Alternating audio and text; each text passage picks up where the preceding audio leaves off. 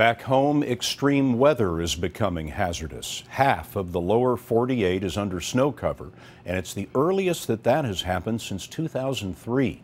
Tonight, towns on the wrong side of the Great Lakes are getting buried. 51 inches in South Cheektowaga, New York, near Buffalo. It could top 6 feet there.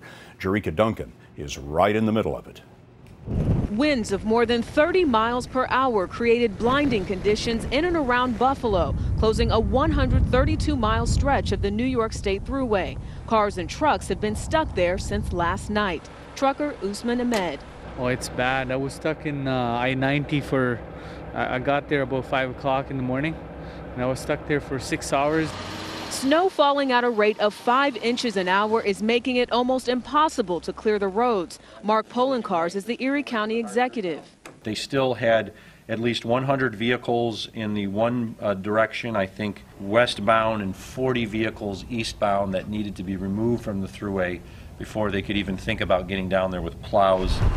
For Dustin Eck, driving on city streets was just as bad. The roads are really slippery. I just spun out twice. Towns like Lancaster that sit along Lake Erie are being hit the hardest. This time-lapse video shows the massive lake-effect snowstorm moving on shore. 70 inches of snow are expected to fall by tomorrow night. It's taken us 20 minutes to get here, a quarter mile down the road.